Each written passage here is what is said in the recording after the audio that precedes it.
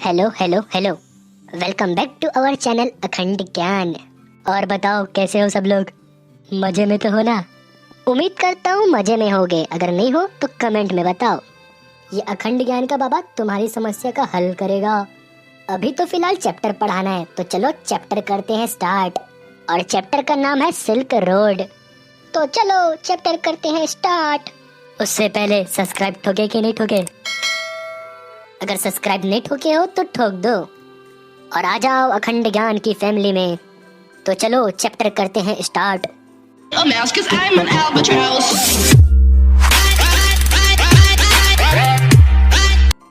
मेरा नाम है निक मिडिल्टन। मेरा एक सपना है कि मैं अपने जीवन में एक बार माउंट कैलाश पर्वत के चक्कर काटूं, ताकि मैं अपने आत्मा को पवित्र बना सकूं। तो चलो ये सफर को करते हैं शुरुआत। तो मैं अभी जिस जगह में हूँ उसका नाम है रवू, और मुझे जाना है माउंट कैलाश। वहाँ जाके मुझे कोरा कंप्लीट करना है, मतलब कि मुझे कैलाश पर्वत पहुँच के अपने रिलीजियस यात्रा को कंप्लीट करना है। उसके लिए मुझे चैंगटन पहुँचना पड़ेगा। अभी सुबह होने के लिए टाइम था, लेकिन मैं फिर भी निकल पड़ा क्योंकि मुझे रात से पहले पहुँचना था। फिर जैसे ही मैं रवू से निकलने के लिए तैयार हुआ, तभी फिर लामो आता है। लामो एक व्यक्ति है ना, वह मुझे एक लॉन्ग कोट देता है ताकि मैं वहाँ की ठंडी से सह सकूं। खैर आगे के सफर के लिए मैंने एक ड्राइवर रखा था, तो चलो ड्राइवर के पास। अरे ओ भैया, चैंगटन चलोगे क्या? नहीं भैया नहीं, ये गाड़ी मैंने मवेशियों के लिए नहीं खरीदी है ना। कैसी बात करते हो भैया, हम तुमको मलवेशिया दिखते हैं? हम तो कोरा कंप्लीट करने जा रहे हैं और आप क्या क्या बोलते हैं भाई? ओ ऐसा क्या, सॉरी भाई साहब, थोड़ा कंफ्यूजन हो गया था। वो काहे ना भैया, आपने इतना बड़ा बड़ा कपड़ा पहना ना, इसीलिए लगा। तो इसी बात पे हम तुमको शॉर्टकट चले जाते हैं भैया। शॉर्टकट? रास्ता तो ठीक है ना? हाँ भैया, लेकिन बर्फ न गिरी हुई तो? और अगर गिरी हुई तो? फिर क्या, हम दोनों पहाड़ से गिरेंगे और सीधा ऊपर चले जाएंगे। फिर हम लोग आगे की ओर बढ़ते गए। फिर रास्ते में हमें बहुत सारे डियर मिले, शिप मिले। शिप को देख के ऐसा लग रहा था कि वो हम लोग को बाय बाय कर रहे थे। हमारा सफर एकदम अच्छा जा रहा था, नज़ारा भी अच्छा था और मज़ा भी आ रहा था। लेकिन भगवान को तो कुछ और ही मंजूर था। हमें रास्ते में तिब्बतियन मैस्टिफ मिल गया। मतलब कि दिखने में वो थोड़ा कुत्ते टाइप का है, लेकिन है बहुत खतरनाक, उससे भी एकदम जंगली। वो इतने जोर से भौंक रहा था कि मेरी बहुत ही खतरनाक दहाड़। तिब्बतियन मैस्टिफ सिर्फ भौंक नहीं रहे थे, बल्कि पीछे हमें फॉलो कर करके डरा रहे थे। तिब्बतियन मैस्टिफ को देखकर मुझे अब पता चल रहा है कि चाइनास एम्पेरिकल कोर्ट में इन्हें हंटिंग डॉग क्यों कहा जाता है। फिर जैसे जैसे ऊंचाइयां बढ़ने लगी, ठंड भी बढ़ने लग गई और जो रास्ते थे ना वो छोटे होने लग गए, और साथ में प्रेशर का लेवल लो होते जा रहा था और मेरा दिमाग फटते जा रहा था। फिर जब मैंने अपना रिस्ट वॉच देखा तो हम लोग 5210 मीटर सी लेवल के ऊपर थे। इसके बाद कहानी में एक और ट्विस्ट आता है। हमने क्या देखा, आगे 15 मीटर की दूरी में पूरा बर्फ ही बर्फ था। प्रॉब्लम ये था कि अगर हम अपने गाड़ी को बर्फ के ऊपर ले गए तो सीधा स्वर्ग में चले जाएंगे। खैर उसके बाद मैं, मेरा ड्राइवर और मेरे गाड़ी में था एक पैसेंजर जिसका नाम था डैनियल। तीनों ने मिलकर हम लोगों ने बर्फ के ऊपर मिट्टी डाली ताकि हमारी गाड़ी बर्फ से फिसले ना। और फिर हम लोगों ने अपने सफर को कंटिन्यू रखा। फिर अगले 10 मिनट के सफर में रास्ते में हमें बर्फ फिर से मिली, लेकिन इस बार हम लोग बर्फ के ऊपर से चले गए क्योंकि बर्फ बहुत ताज़ा थी। इसके बाद ऊंचाइयां और बढ़ने लग गई और हम लोग पहुंच गए 5400 मीटर ऊपर ऊंचाइयों में।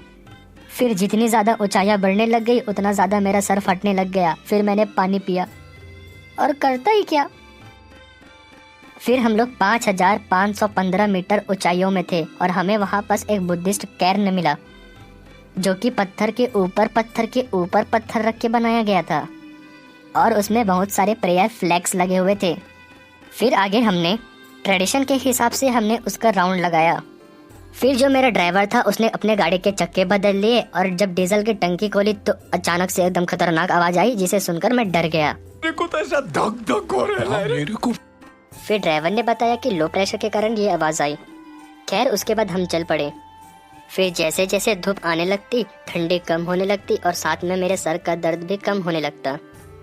फिर उसके बाद आगे बढ़ते हुए हम लोग सॉल्ट लेक के बगल में एक वर्कशॉप में रुके और फिर वहाँ पास हम लोगों ने नूडल्स खाए और चाय पिए। खैर उसके बाद हम लोग चलते चलते होर पहुँच चुके थे और हम लोग होर में एक गैरेज में रुके थे, क्योंकि इससे पहले हमारी गाड़ी 2 बार पंचर हो चुकी थी और आगे पंचर होती तो हमारे पास कोई ऑप्शन नहीं होता, इसलिए हमें रुकना पड़ा गैरेज पे। और साथ में ही हमारे जो पैसेंजर थे डैनियल, हमको उनको वहीं पर छोड़ना पड़ा। फिर डैनियल ने एक ट्रक ट्रांसपोर्ट करने वाले ट्रक से लिफ्ट ली और लासा कश्मीर के रूट पे चला गया। चलो मैं आपको सच्चाई बताता हूँ, ये जो हुर नाम का जगह है ना, वो मुझको बिल्कुल भी पसंद नहीं आया। मैंने क्या सोचा था, मस्त बड़ा बड़ा जंगल होगा, जानवर होंगे, लेकिन चारों तरफ धूल धक्कड़ और थोड़े थोड़े बर्फ, बस पूरा मूड खराब कर दिया। इस जगह को जैसे मैं पूरा बता रहा हूँ वो थोड़ा अजीब सा होगा, क्यों मालूम? क्योंकि ये जो होर है ना, वो लेक मानसरोवर के बगल में है और मानसरोवर को ऐसा माना जाता है कि हिंदू और बुद्धिज्म में हमारी जो 4 मेन रिवर होती है, इंदस, गंगा, सतलज और ब्रह्मपुत्र, चारों रिवर मिलकर आके यहीं मिलती हैं। है ना थोड़ा वियर्ड सा। खैर, जब तक चेतन गाड़ी बना रहा था तब तक मैं चाय पीने के लिए एक कैफे गया और कैफे का डिजाइन वैसा ही था जैसे कि बाकी बिल्डिंग थे शहर के, मतलब कि बहुत ही गंदा। और वहाँ पर 3 विंडोज थे, वो भी टूटे हुए, लेकिन उस टूटे हुए विंडो से लेक का व्यू बहुत ही बढ़िया आ रहा था। खैर, जो मेरा वेटर था वो एक चाइनीज था और वो भी मिलिट्री यूनिफॉर्म में। फिर वेटर आता है और मुझे बोलता है कि सर आपको सिर्फ पीने के लिए चाय बस मिलेगी यहाँ। फिर मुझे उस ड्राइवर जिसका नाम चेतन है उसके कारण मुझे चाय पीनी पड़ी, लेकिन उस हर्बल चाय को पीने के बाद मेरी सर्दी झट से गायब हो गई। फिर फाइनली आधे घंटे बाद चेतन आता है, फिर हम दोनों मिलकर माउंट कैलाश की ओर चल पड़ते हैं।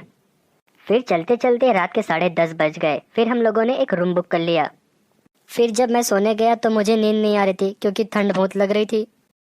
फिर मुझे उसी शहर की वापस से याद आने लग गई जिसकी मैं बुराई कर रहा था, क्योंकि भाई वहाँ की जो चाय थी ना हर्बल, उसने मेरी ठंड भगा दी थी। लेकिन फिर भी सुबह ठंड के कारण मेरी तबीयत बहुत ही बिगड़ गई थी। इसके आगे मेरा और चेतन का रास्ता अलग था। इसके आगे मुझे माउंट कैलाश जाना था और चेतन को वापस अपनी जगह। लेकिन चेतन ने जब मेरी हालात को देखा तो उसने अपने जाने का फैसला को रोक दिया और वह मेरे साथ आया। फिर चेतन ने मुझे दार्जिलिंग के एक मेडिकल कॉलेज में ले गया और वहाँ के जो डॉक्टर थे ना, उन्होंने कोई भी व्हाइट कोट नहीं पहना हुआ था, बल्कि वे तिब्बतियन की तरह दिखते थे। उन्होंने बताया कि पूरा नींद न होने के कारण और ठंडी के कारण आपकी तबीयत खराब हुई है। फिर उन्होंने मुझे 5 दिन के लिए मेडिसिन दी जिसका स्मेल बहुत ही गंदा है, लेकिन मैं फिर उसे खाया और सो गया। फिर जब मैं सुबह उठा तो बहुत ही अच्छा लग रहा था। फिर मेरे सामने चेतन आता है और मुझसे जाने के लिए अलविदा लेता है, और क्योंकि वो एक बुद्धिस्ट था वो मुझसे कहता है कि अगर आप मर भी जाते तो मुझे कोई भी इमोशनल पेनफुल नहीं होता, लेकिन मेरे बिजनेस पे इफेक्ट जरूर पड़ता। कंट्रोल। फिर इसी के साथ मैंने चेतन को गुड लक कह दिया। फिर हम दोनों अपनी अपनी राह पे निकल पड़े, मैं माउंट कैलाश की ओर और चेतन लासा की ओर। फिर जब मैं सुबह उठा तो ये जो जगह है दार्जिलिंग, वो उतना ज़्यादा बुरा भी नहीं लगा, क्योंकि गेस्ट हाउस के बगल में बहता हुआ नदियों का पानी, ये जो गरम गरम चाय, ये सब चीज़ें मुझे बहुत ही अच्छी लगी। और साथ में ही कुछ बुरी चीज़ें भी लगी, जैसे कि टूटी फुलटी बिल्डिंग, नदियों में नहाते हुए औरतें। हो सकता है कि यह शहर मुझे इसलिए अच्छा नहीं लग रहा हो क्योंकि मैं कोरा करने गलत सीजन में आया हूँ, और वैसे भी मेरे जैसे घूमने वाला और कोई दिख नहीं रहा है, और यहाँ बंजारे तो सीजन में ही आते हैं। फिर मैं वही दार्जिलिंग के टूटे मुट्टे कैफे में गया और वहाँ जाके मैं कोरा के बारे में सोचने लगा, लेकिन फिर भी दिमाग में कुछ आइडिया नहीं आ रहा था। फिर मैंने अपनी नोवेल निकाली पढ़ने के लिए, तभी एक आदमी आता है और मुझसे कहता है कि क्या मैं यहाँ बैठ सकता हूँ, और वे मुझसे पूछते हैं कि आप कौन से कंट्री से यहाँ कोरा कंप्लीट करने आए हैं। खैर, उसने मुझे पहचान लिया कि मैं वेस्ट से हूँ क्योंकि मैंने वेस्टर्न सनग्लासेस पहने हुए थे। फिर आगे मेरे कुछ बोलने से पहले ही उसने अपना इंट्रोडक्शन दे दिया कि उसका नाम नोरबू है और वह चाइना के बीजिंग के एकेडमी ऑफ सोशल साइंस में रिसर्च करता है। फिर उसके बाद मेरे कुछ बोलने से पहले ही उसने मुझसे कहा कि वह मेरे साथ कोरा कंप्लीट करने जाएगा। फिर उसके बाद निक मिडल्टन यानी कि मैं बोलता है कि वैसे तो मुझे रिलीजियस लोगों के साथ जाना था, लेकिन अब इसके साथ चलेगा। खैर, मैं नोरबू के पेट को ही देख रहा था और मैं उससे पूछना ही वाला था कि तुम कोरा कंप्लीट करोगे कैसे। फिर मेरे कुछ बोलने से पहले ही नोरबू ने कह दिया कि आप यही सोच रहे होंगे कि ये मोटू इंसान कोरा कंप्लीट करेगा कैसे। हम तिब्बतियन लोग हैं, जान बलि दे देंगे लेकिन कोरा कंप्लीट करेंगे, ऐसा नोरबू कहता है। और उस रात को मेरे गेस्ट रूम में रुके और सुबह निकल पड़े। तो भाई लोग, यहाँ पर स्टोरी होती है हमारी खत्म। कमेंट में ज़रूर बताना वीडियो कैसा लगा, और अच्छा लगा हो तो सब्सक्राइब ठोक डालो। मिलते हैं अगले वीडियो में, bye bye. It's caught in the crossfire.